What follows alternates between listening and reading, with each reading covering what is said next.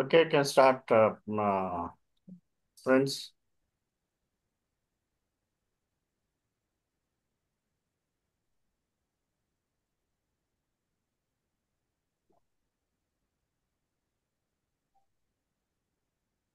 ముందుగా దేవునికి వందనాలు తెలియజేసుకుంటున్నాను.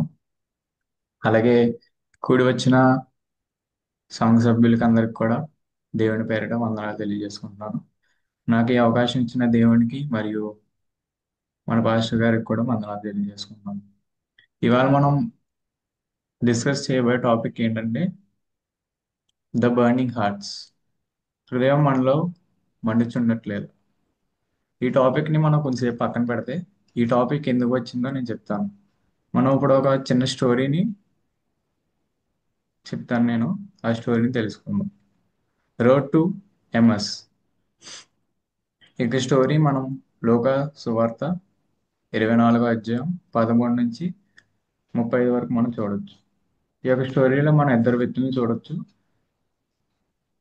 కియోపస్ అండ్ క్లెపై క్లెపై మరియు తన స్నేహితుడు, పేరు లేని స్నేహితుడు. ఈ యొక్క ఇద్దరు వ్యక్తుల్ని మన యొక్క స్టోరీలో చూడొచ్చు. సో లోకా సువార్త 24వ అధ్యాయం 13 నుంచి 15 వచనాలు మనం చదివినట్లయితే ఎలా ఉంటుంది. ఈ యొక్క ఇద్దరు వ్యక్తులు అనగా క్లేపస్ మరియు అతని పేరు లేని స్నేహితుడు ఎంఐ అనే గ్రామం వెళ్తారు. ఈ ఎంఐ అనే గ్రామం వెళ్ళే త్రోవలో వారికి ఒక వ్యక్తి తోడవుతాడు. ఆయనే మన యేసుక్రీస్తు. కానీ ఆయన యేసుక్రీస్తుని వారు గుర్తించకపోతే ఆ త్రోవలో ఆయనతో వారు నడుస్తూ ఉంటారు. నడుస్తున్నప్పుడు యేసుక్రీస్తు వారిని చూసి, మీరు ఎందుకు ఒకరితో ఒకరు దుఃఖపడి ఉన్నారు, ఎందుకు అలా దిగులుగా ఉన్నారని యేసుక్రీస్తు అడుగుతాడు. అడిగినప్పుడు ఆ ఇద్దరు ఏం సమాధానం ఇస్తారంటే, ఈ దినములో ఇక్కడ జరిగిన సంగతులు నీ ఒక్కడివే ఎరుగవా అని అడిగాను ఆయనను అడిగాను. వారిద్దరూ ఏమడుగుతారంటే, ఈ యొక్క యెరూషలేములో ఏం జరుగుతుందో నీ ఒక్కడికే తెలీదా అని వారిద్దరూ యేసుక్రీస్తుని అడుగుతారు. ఆయన అవి విని వారిని అడిగినప్పుడు వారు నజరేయుడైన యేసును గూర్చిన సంగతులే. ఆయన దేవుని ఎదుటను ప్రజల అందరి ఎదుటను క్రియల్లోనూ వాక్యంలోనూ శక్తిగల ప్రవక్త అయి ఉన్నాడు.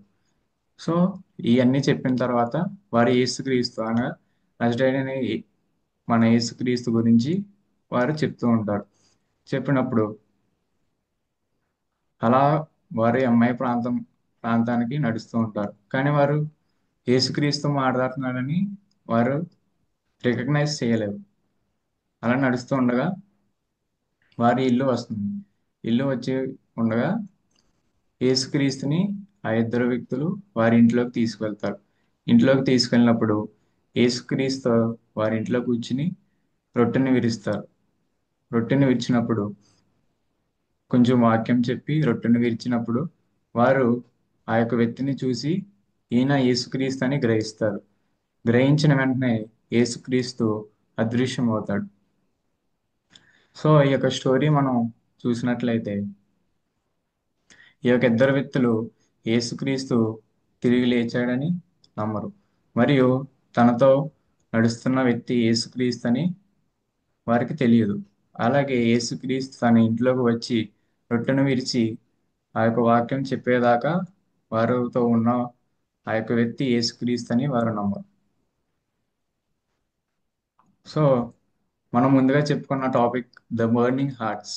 ఈ యొక్క టాపిక్ ఎందుకు వచ్చిందని మీరు నన్ను అడిగితే, మనం లూకా సువార్త 24వ అధ్యాయం 32వ వచనం చదివితే, అప్పుడు వారు ఆయన త్రోవలో మనతో మాట్లాడుచు లేఖములను మనకు బోధపరచుచున్నప్పుడు మన హృదయము మనలో మండుచున్నట్లేదా అని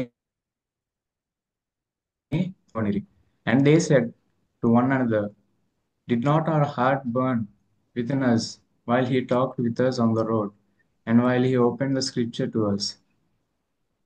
వారు ఒకరితో ఒకరు అనుకున్నారు, మన హృదయాలు ఎందుకు మండట్లేదు, ఆయన మనకి వాక్యం చెప్పినప్పుడు, ఆ ఎంఐ ప్రాంతంకి వచ్చే త్రోవలో యేసుక్రీస్తు వారికి లేఖనాలు బోధించినప్పుడు మన హృదయాలు ఎందుకు మండలేదని వారు ప్రశ్నించుకున్నారు. సో ఇక్కడ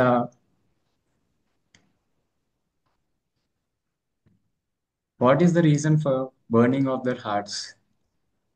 వారి హృదయాలు ఎందుకు మండించబడ్డాయి, ఎందుకు మండుతున్నాయి అని మనం చూస్తే యేసుక్రీస్తుని చూసినందుకు కాదు.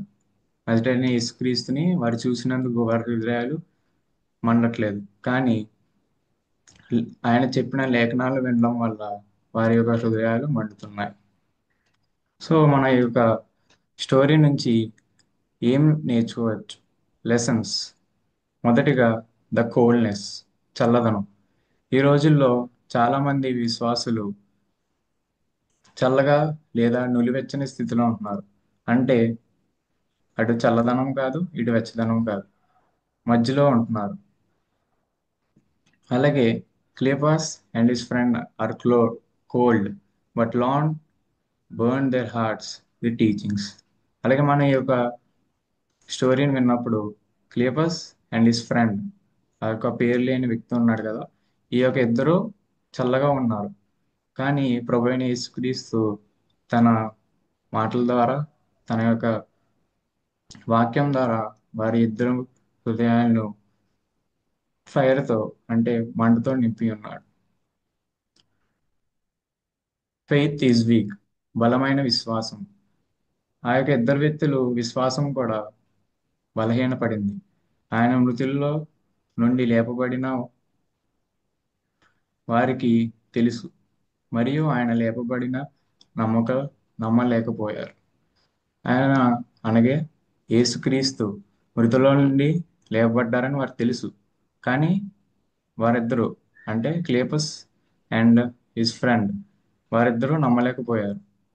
మనం నిరుత్సాహంగా ఉన్నప్పుడు మరియు జీవిత సమయాలపై నిరుత్సాహం మరియు నిరాశ ఉన్నప్పుడు మరియు ఆ సమయాల్లో మనం దేవుణ్ణి నమ్మం.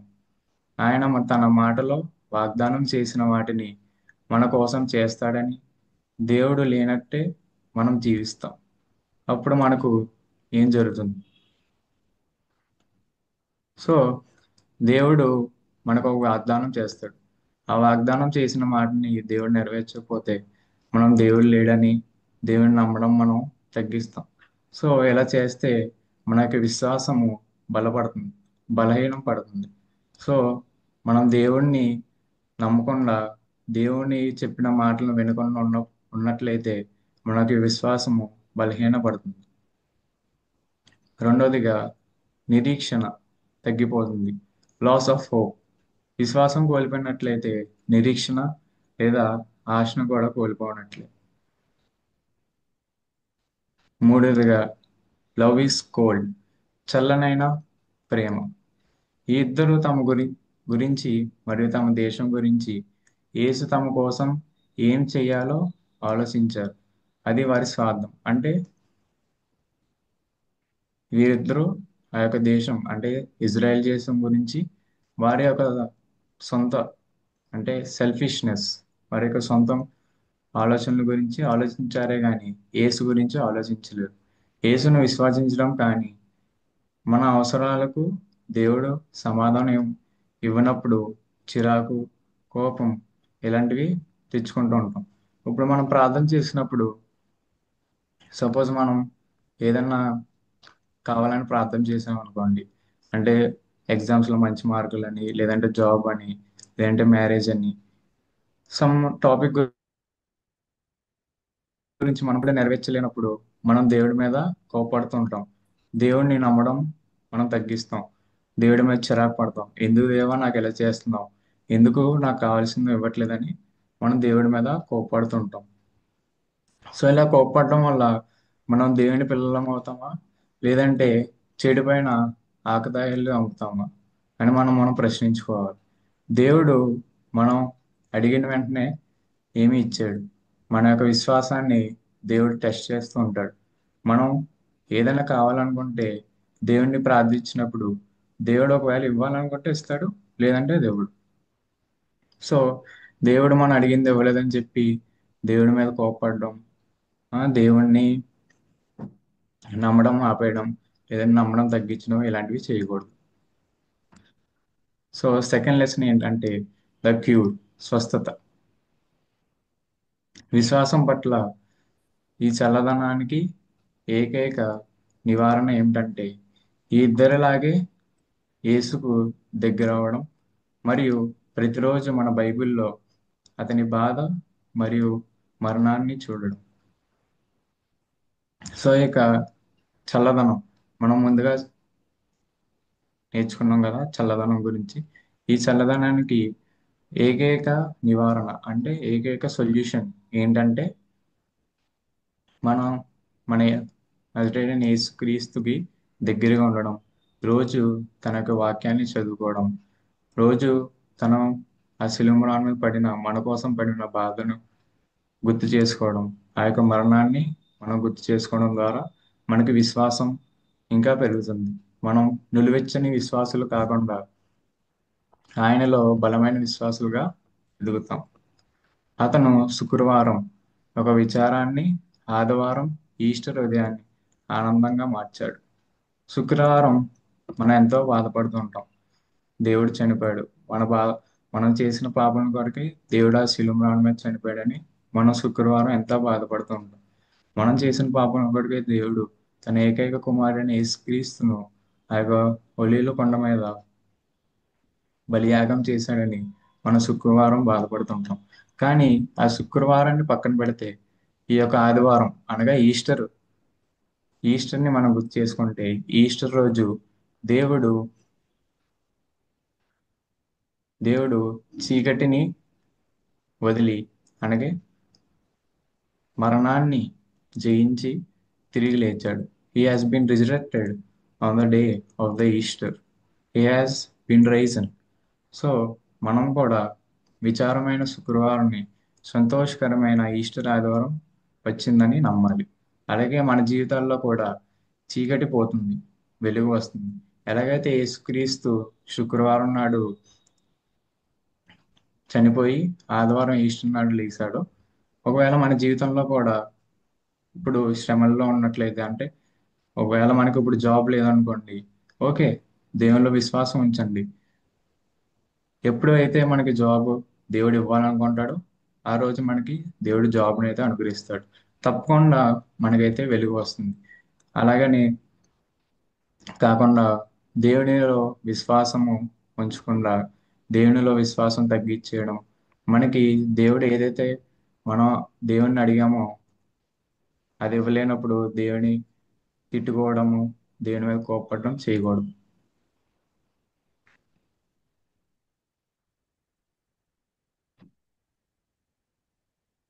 దేవుడు ఆ యొక్క శిలువ మీద చనిపోవడం వల్ల మనకి హెవెన్కి డోర్స్ని ఓపెన్ చేశారు. లేదంటే మనం చేసిన పాపాలకి మనం లేక్ ఆఫ్ ఫైర్లో అంటే మండుచుండే అగ్నిలో మనం పడిపోవాలి. కానీ ఆ యొక్క లేక్ ఆఫ్ ఫైర్ నుంచి తను మనల్ని తప్పించి ఆ యొక్క పరలోకానికి మార్గం సరళం చేసి ఉన్నాడు. కేవలం యేసుక్రీస్తు అనగా దేవుని యొక్క ఏకైక కుమారుడు ఆ శిలువ మీద చనిపోవడం వల్ల, ఆ శిలువ మీద రక్తం కార్చడం వల్ల మనం పాతాళంలో పాతాళ లోకానికి వెళ్ళాల్సిన మనం ఆ యొక్క హెవెన్లోకి వెళ్తున్నాం. దేవుడు మనల్ని పిలుస్తూ ఉన్నాడు, రండి నా దగ్గర రండి. The doors are open of the heaven. If you have faith, hope in the lord, you have a chance to. మన రెవల్యూషన్స్ 4:1 చూడొచ్చు, the doors are open in the heaven. మూడవదిగా ద కనెక్షన్, సంబంధం. దీన్ని ఈ యొక్క స్టోరీని మనం ఎలాగా కనెక్ట్ చేసుకోవచ్చు అంటే అలిసిపోయిన రహదారి నుండి మనం ఎలా సంబంధం పొందగలం. విశ్వాసం పున పునరుద్ధరింపబడిన ఎంఐ రహదారి మనం ఈరోజు ప్రయాణిస్తున్నాము. అక్కడ విశ్వాసం పునరుద్ధానం చేయబడింది మరియు ప్రేమ తిరిగి పుంజుకుంది. వారు దేవుని వాక్యం మరియు దేవుని చర్చ్ గొప్ప సంబంధం. వారు యేసు నుండి దేవుని వాక్యాన్ని స్వీకరించి ఆ యొక్క 12 మంది శిష్యులకు చెప్పడానికి వెళ్ళారు. ఈ యొక్క ఎంఐ ప్రాంతంలో అన్- వెళ్తున్నప్పుడు మరియు వాళ్ళ ఇంట్లో దేవుడు రొట్టె విరిచినప్పుడు వారికి తెలుస్తుంది కదండి ఈయన యేసుక్రీస్తు అని. యేసుక్రీస్తు అని తెలిసిన వెంటనే వీరు మళ్ళీ తిరుగు ప్రయాణం వెళ్తారు. ఇజ్రాయెల్కి మళ్ళీ తిరుగు ప్రయాణం వెళ్తారు. ఇజ్రాయెల్కి ఎంఎస్కి ఈ యొక్క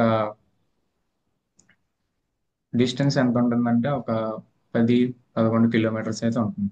మళ్ళీ వాళ్ళు తిరిగి ప్రయాణం జెరూసలేంకి వెళ్తారు. జెరూసలేంకి వెళ్ళి ఈ యొక్క 11 మంది శిష్యులకు చెప్తారు, దేవుడు తిరిగి లేచాడు, the lord has been resurrected అని ఈ యొక్క 11 మంది శిష్యులకు తిరిగి జెరూసలేంకి వెళ్ళి ఈ యొక్క ఇద్దరు వ్యక్తులు చెప్తారు. అదేవిధంగా మనం కూడా అన్ని భయాలు, బలహీనతలు, బలాలు, సందేహాలు, నిశ్చయతతో ఈ వాక్యాలు సమావేశమైన చర్చ్కి వెళ్ళాలి. అలాగే మనం కూడా ఈ భయాలన్నీ వదిలేసి మనం ఎప్పుడైతే దేవునిలో తక్కువగా ఉన్నప్పుడు అంటే విశ్వాసం కోల్పోతున్నాం అని ఉన్నప్పుడు మనం చర్చికి వెళ్ళి ఆ యొక్క పరిశుద్ధుల్లో కూడి దేవుణ్ణి ఆరాధించాలి. ప్రతి ఆదివారం మనం చర్చికి వెళ్ళడం వల్ల మన యొక్క విశ్వాసము పెరుగుతుంది, మన యొక్క ఫెయిత్ అన్నది గ్రో అవుతుంది. మనం మలాకి చూసినట్లయితే మలాకి 3వ అధ్యాయము 16-17 చదివినట్లయితే, అప్పుడు యెహోవా యందు భయభక్తులు గలవారు ఒకరితో ఒకరు మాట్లా యెహోవా చెవియొగ్గి ఆలకించు, మరియు యెహోవా యందు భయభక్తులు కలిగి ఆయన నామమును స్మరించుచు ఉండు వారికి జ్ఞాపకార్థంగా ఒక గ్రంథం, ఎ స్క్రోల్ ఆఫ్ రిమెంబరెన్స్ ఆయన రాయబడింది. అంటే యెహోవా యందు భయభక్తులు కలిగేవారు అంటే మనం, ఆయన శిష్యులు, ఆయన నమ్మిన వారు ఏదైతే మాట్లాడుతున్నారో ఆయన చెవియొగ్గి వింటున్నాడు. మనం ఏదైతే మాట్లాడుతున్నామో దేవుడు అవన్నీ వింటున్నాడండి. అవన్నీ విని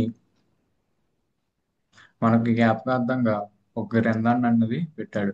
ఆ యొక్క గ్రంథంలో మనం మాట్లాడిన ప్రతి విషయాల్ని ఆయన ఎ స్క్రోల్ ఆఫ్ రిమెంబరెన్స్ అనే గ్రంథంలో రాస్తున్నాడు. సో ఇప్పుడు నేను చెప్పిన ఈ రోడ్ టు ఎంఎస్ అనే ఈ యొక్క స్టోరీని మన బ్రదర్ బ్రయాన్ మోజెస్ ఒక షార్ట్ వీడియో కింద తయారు చేశాడు. దీన్ని మనం ఇప్పుడు చూద్దాం.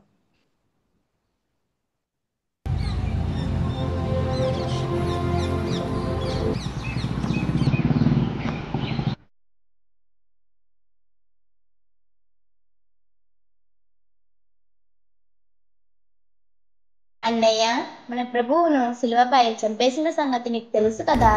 ఏం జరుగుతుందో అర్థం కావడం లేదు. అవును, ఆయన ఇశ్రాయేల్ ప్రజలను విమోచిస్తారని ఆశించాం, కానీ ఆయనను చంపేశారు.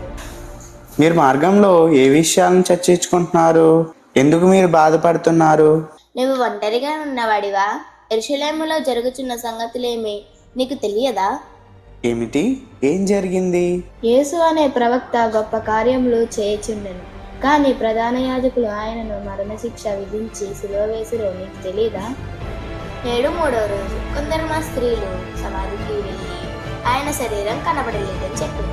అయితే మాతో కూడా ఉన్నవారు కొందరు సమాధి ఎద్దుకు వెళ్ళి చెప్పినట్టు కనుగొన్నారు, కానీ ఆయనను చూడలేదు. అవివేకులారా, ప్రవక్తలు చెప్పిన మాటలన్నిటినీ నమ్మని మందమతులారా, క్రీస్తు ఈలాగు శ్రమపడి తన మహిమలో ప్రవేశించుట అగత్యము కాదా?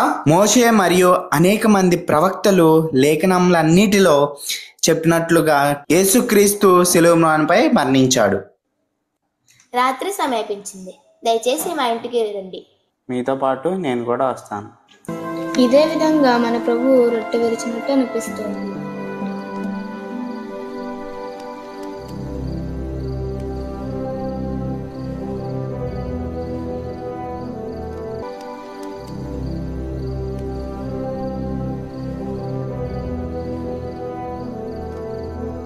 Our Father, we offer thanks for thy bounties. Amen. ప్రభువా, ఈయనే యేసుక్రీస్తు. మన ప్రభువు జీవించి ఉన్నాడు. మన కళ్ళ ముందే ఆయన కనబడిను. ఆయనతో మాట్లాడినప్పుడు మన హృదయం మండుచుండలేదా?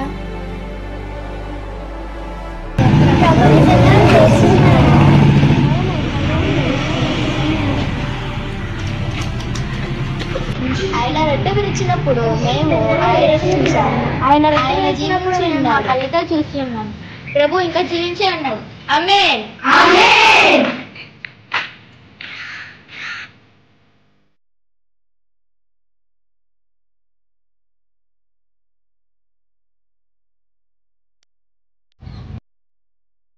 ఈ యొక్క వీడియోని తయారు చేసిన మన బ్రదర్ బ్రయన్ మోజెస్కి స్పెషల్ థ్యాంక్స్. అండ్ ఈ వీడియోలో సహకరించిన టిహెచ్వి హాస్టల్ స్టూడెంట్స్ అందరికి కూడా స్పెషల్ థ్యాంక్స్. సో ఈ యొక్క వాక్యం సారాంశం ఏంటంటే, మనం కూడా మన హృదయాలు చల్లగా అయిపోతున్నప్పుడు మనం దేవుని వాక్యాన్ని వినడం లేదా దేవుని వాక్యాన్ని చదవడం ద్వారా మన హృదయాన్ని మళ్ళీ తిరిగి బర్నింగ్ హార్ట్స్ మన హృదయాన్ని మండించుకోవాలి. సో ఈ యొక్క వాక్యం సారాంశం. దేవుడి వాక్యాన్ని దీవించిన ఆమేన్.